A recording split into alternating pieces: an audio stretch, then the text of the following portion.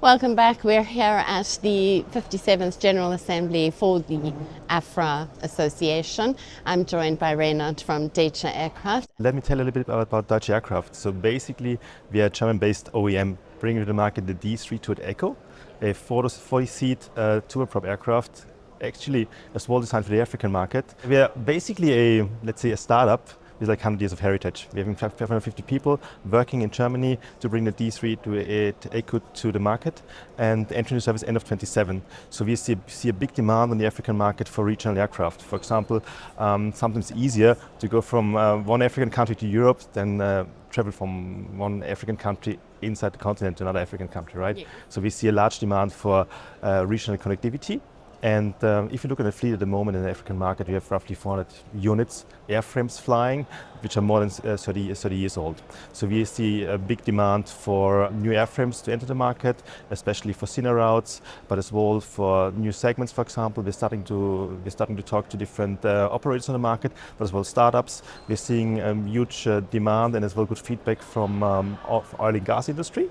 So there's some good demand for flight in, flight out, but as well, for example, in the Eastern African region from operators who are really focusing on tourism. So we have some unique capabilities we bring to the market. For example, short takeoff and landing, ambushed runways. You can fly from, let's say, from Arusha to Serengeti. You can fly to Masai Mara and so on.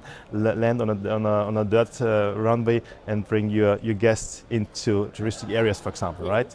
And the aircraft is largely based on the legacy model, the Dornier 328 turboprop. However, in the end, the aircraft is like 90% a new design. So we are taking the airframe, stretching the airframe by 2.2 meters, putting new engines onto the aircraft, having a new landing gear, having a totally new avionics system, Garmin G5000 Prime.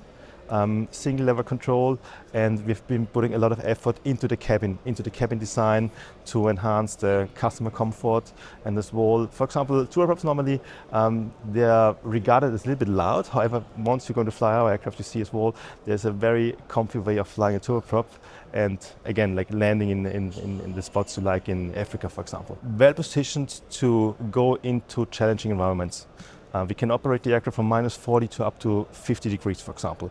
We can land the aircraft on runways up to almost 12,000 feet. We can go into very challenging runways, short runways with the short takeoff and landing capabilities. And I believe it's very important to focus as well on the economics of the aircraft. It's not only where we can land or how we can fly, but as well how much any operator can save. So at the moment, I was telling about the aircraft which are flying in Africa, as well a lot of regional jets. So what we are offering is a performance which is jet-like, but with the economics of a turboprop, which means like if you compare, for example, the aircraft to two legacy regional jets in the 30 to 50 seat category, you're going to save roughly 50% of fuel alone.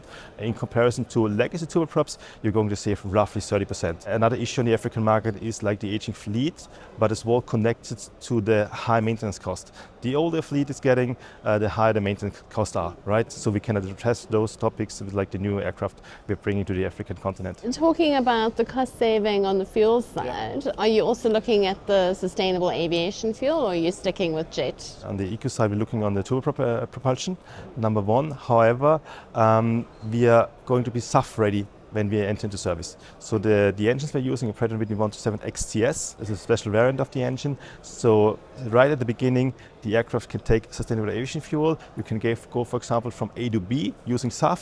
On the way back, using Jet A1, you can mix it and so on. So the big benefit I believe we're offering to the market, to any client, any customer, is that we're going to be future ready, right? Normally, if you're seeing an aircraft flying, they're in the fleet for more than 30 years, especially in Africa. So every customer who is going to acquire our aircraft is going to be future ready. What about the pilots? Because obviously the pilots need to be certified to fly that particular aircraft. Of course, we're looking in the whole ecosystem of the aircraft, which means not only to sell the aircraft, but of course to offer the support. At the moment, we're having roughly 150 units of the legacy airframes flying worldwide. So we have a support network ready to support the aircraft, and as we're speaking, the support system is enhanced.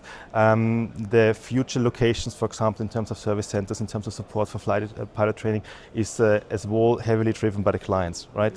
Of course, the more clients we're having, the more the more robust the system is going to be, number one, but as well the locations are a little bit depending on the first clients we're having. We have announced one launch customer for Germany, and of course we're having very good discussions on the African market as well in the different areas I was highlighting in our conversation. So from a seating capacity perspective, I mean, it's what, up to 50 seats, or do you go a little bit bigger? 40 seat max. You can have less seats if you like. For example, in the US market, there's some other demand in terms of seating. So 40 is max. We believe it's a very good size in order to start a new route. For developing routes, for thinner routes, for example, it's much easier to fill a 40 seat aircraft in comparison to 78 seat aircraft, for example. I believe there's also some unique benefits, and as well, like the break-even load factor on our aircraft is very good. So this in combination with the performance, we can go up to flight level 300 with an oxygen system on board, which is as well kind of unique in comparison to other OEMs which have airframes in production. So we have this, again, like this very nice combination of seating capacity and performance. Challenging environments, a smaller plane. Is there a cargo configuration? We're looking into different versions. Yeah, we have studies ready for cargo version. We as well, especially in Africa, looking in the ISR market, border patrol, maritime patrol, and so on. We have been as well looking into the medevac segment. And speaking of special operation, one of our biggest clients for the legacy fleet is the US Air Force. They're operating more than 20 units of the turboprop flying globally. There's actually a very nice video online on YouTube where you see the aircraft landing in below 300 meters. Of course, this is like a military environment, but still just giving you a glance of the capabilities of the aircraft, looking very much as well in other segments, or let's say even niches, to support with our aircraft. Yeah. Okay, so it's good that it's got some like mix and match capability in terms of passenger and cargo and medevac and all the rest. You're promoting the products in South Africa. You see a gap in the market. Having just come out of a panel discussion talking about issues from an OEM production point of view, what is the time frame for delivery? And are you also hampered by some of the challenges that we heard? The entry into service is end of 27. We might have some slots left for 28, but those are filling up quickly. But of course, we're trying to support any client with shift. For example, if we're having somebody else on the waiting list, and we understand that they can wait a little bit longer, we're trying, of course, to squeeze in somebody else. So I believe it's one of our benefits, having a very good delivery time in comparison to other OEMs on the market. We're as well looking into financing solution in terms of speaking directly to all the important lessors on the market. We understand this was one of the biggest challenges, which was mentioned on the panel actually. Financing. We're working in an industry where margins are very thin, and those thin margins then are again like eroded by markups by lessors, for example, especially on the African market. We've been now hearing about lessors requiring, for example, deposits of 2-3 months for the operator, and especially over here, the airlines we're talking to, they're not necessarily the super big ones, but as well small airlines, which as well having a very lean operation. So we're trying to support those airlines with like the economics of the aircraft, but as well with like direct support via the lessors, and last but not least, export credit agencies, for example, in Germany, Euler Hermes, we're talking to support bringing more aircraft to the African continent. Many of the African countries are looking at industrialization and skills transfer and building their own capacity.